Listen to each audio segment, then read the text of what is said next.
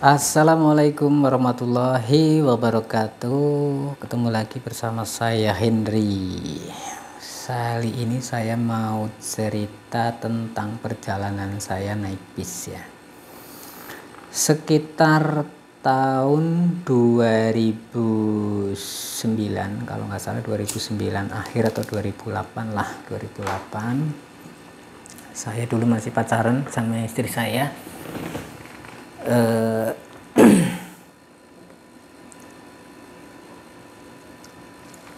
Dulu saya merantau di Jakarta, waktu masih merantau di Jakarta. Dulu pas saya main ke Banjarnegara itu, pas kalau nggak salah pas Lebaran ya. Nah di situ pas Lebaran itu, habis Lebaran sekitar 7 hari lah, saya mau berangkat ke Jakarta. Nah saya berangkat ke Jakarta, saya beli tiket sama calon istri saya. Nah hari pertama saya nggak dapet tiket, terus saya pesen hari kedua saya beli juga nggak dapet tiket lagi. Akhirnya dari agen itu menawarkan saya untuk pesan tiket buat keesok harinya, dan akhirnya saya pun pesan tiket buat keesok harinya. Setelah keesok harinya saya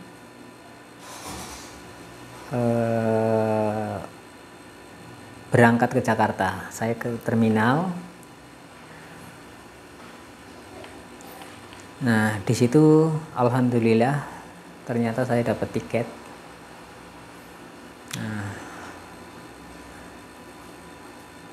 nomor bangkunya ternyata setelah saya lihat itu kalau nggak salah nomor 5 atau nomor 1 lah, pokoknya intinya di belakang supir. Berarti kalau dari arah sini satunya 1, 2, 3, 4, 5, kalau nggak salah nomor 5 gitu, karena itu bangkunya bangku 32 ya. Bangku 32 itu dulu jurusan Banjarnegara Grogol. Nah pada hari ketujuh itu penumpang pun masih banyak sekali ya, masih membludak karena ya mungkin karena habis Lebaran. Akhirnya saya pun duduk ya, sudah dapat tempat duduk.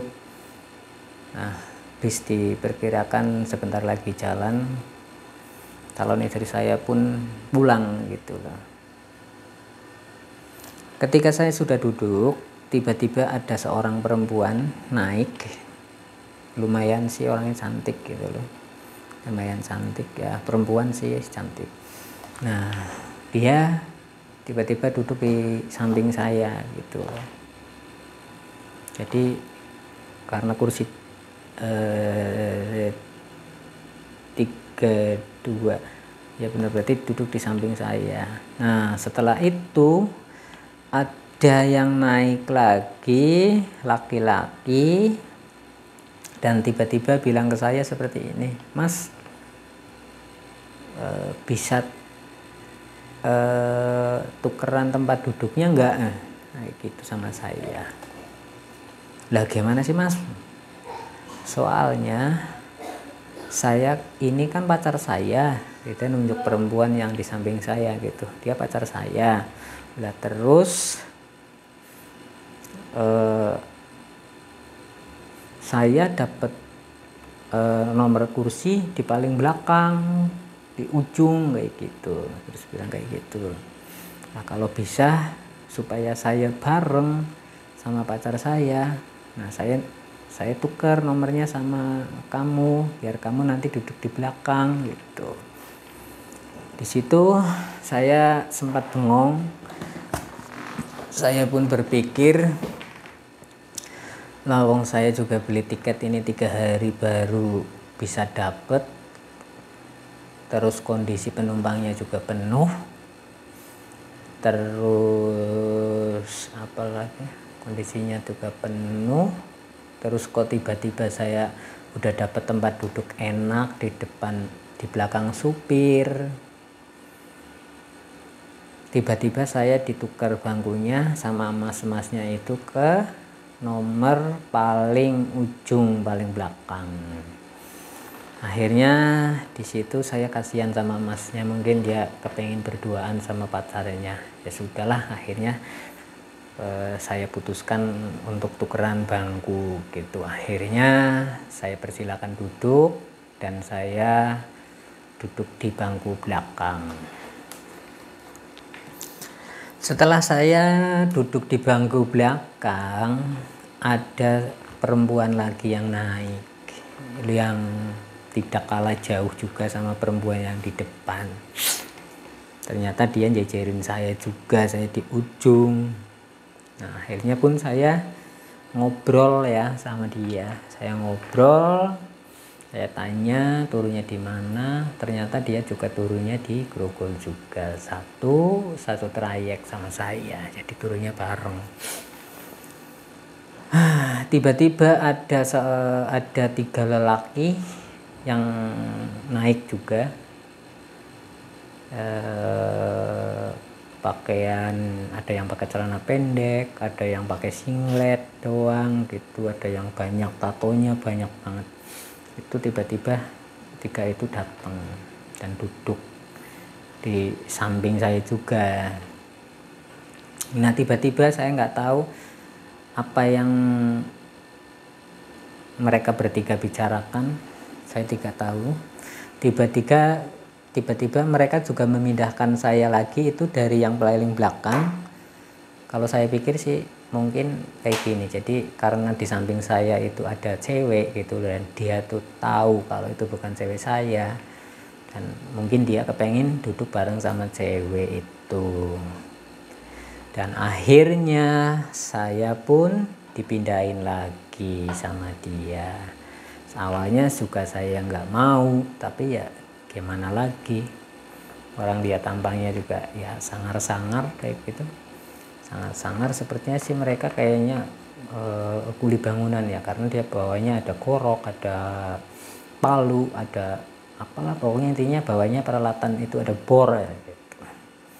Akhirnya pun saya dipindahkan lagi, saya pun nurut aja, ya nggak apa-apalah, silakan kalau mau ditempatin.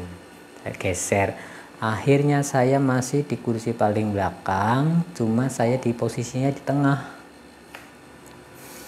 Nah, di tengah itu saya masih bisa melihat ke depan. Nah, dari situ bis udah ada pemberitahuan dari kondektur, sebentar lagi bisnya akan jalan. Nah, setelah bis mau jalan itu saya kan gendong tas ya, itu tasnya saya taruh di belakang. Di belakang itu kan naik bis kayak gini kan, di paling belakang di sini kan ada kayak bagasi lah, bagasi mobil yang itu. Akhirnya saya pun tasnya saya taruh di situ. Nah, kebetulan di bawah tas itu ada kardus, nggak tahu saya kardusnya isinya apa. Setelah saya taruh di atas kardus, tiba-tiba ada orang yang komplain lagi sama saya, "Mas, bis itu bisa minta tolong nggak ya Mas?" "Tolong apaan?" "Itu tasnya jangan taruh di atas kardus saya.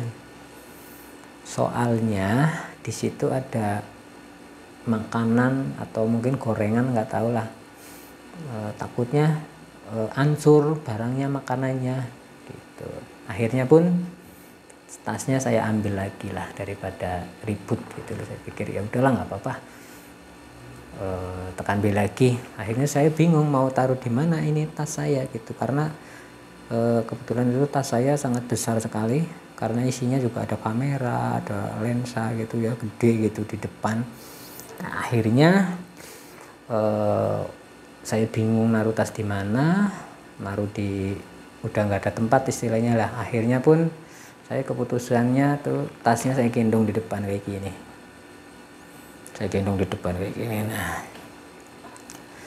saya gendong di depan. Setelah digendong terus dengar suara mesin, bisnya ternyata udah mau jalan. Nah, disitulah bisnya jalan, saya juga duduk. Alhamdulillah duduk di paling belakang, bisa ngeliat depan, tenang. Nah, perjalanan kurang lebih sekitar 20 menit, kalau nggak salah 20 menit. Posisinya agak gerimis kayak gitu loh. Saya juga nggak tahu ya. Tiba-tiba bruk kayak gitu, tiba-tiba bruk.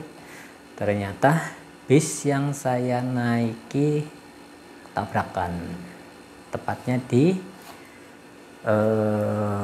tikungan Joho, ini namanya tikungan Joho, masih daerah Banjar juga, di Banjar juga. Ternyata pas di turunan itu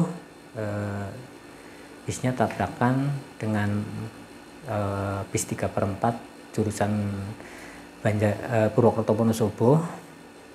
Ternyata di situ juga lumayan parah gitu loh.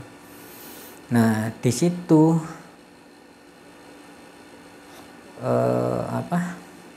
saya berpikir gitu ya. Saya berpikir, oh iya ya, saya tadi untung tadi saya tidak duduk di belakang sopir. Untung saya tadi tidak duduk di paling belakang sendiri dan duduk di tengah. Nah, terus untungnya lagi saya tadi tasnya nggak tertaruh di belakang, karena ketika bus kecelakaan itu kan di samping kiri itu kan ada, kalau bis itu pintu belakang kan ada apa namanya, ada besi yang melingkar itu. Nah, itu besinya lepas. Lepas itu pas mengenai tas saya gitu loh. Seandainya saya nggak pakai tas, itu kemungkinan sudah, ya nggak tahu yang terjadi apa, karena kena badan saya gitu. Saya juga sampai terlempar juga gitu.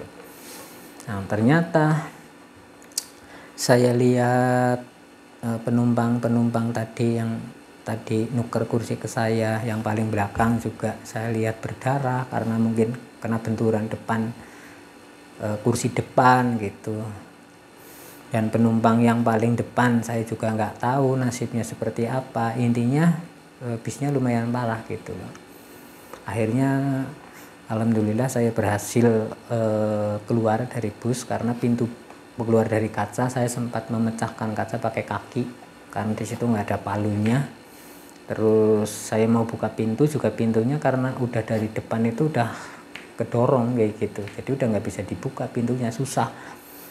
Nah, akhirnya saya pecahkan kacanya, jebret. Nah, setelah pecah, tasnya saya lempar. Kebetulan lemparnya itu pas itu karena di sampingnya itu ada truk, karena itu akibat kecelakaan itu karena ada truk sedang habis nurunin batu atau apa, saya kurang tahu. Jadi akhirnya saya lempar ke truk, geludak. Nah, akhirnya jatuh itu di bak truk yang belakang. Nah, akhirnya pun saya keluar dari situ, saya anjlok kayak gitu loh. Saya loncat lewat kaca. Nah, di situ ada linggis dan saya coba buka pintu pakai linggis. Alhamdulillah bisa. Akhirnya penumpang pada keluar dan pada berteriakan, banyak yang berdarah ininya. Nah, di situ pun akhirnya saya gagal berangkat ke Jakarta. Saya terus telepon kakak calon istri saya, dan saya pun dijemput lagi. Nah, di situ saya sempat lama di Banjar, karena saya takut kalau naik bus juga sampai 1 tahun itu rasanya itu kalau lagi ngerem itu rasanya deg-degan gitu loh, takut kayak kecelakaan lagi kayak gitu. Oke, terima kasih. Cukup sampai di sini cerita dari saya. Assalamualaikum warahmatullahi wabarakatuh. Bye bye.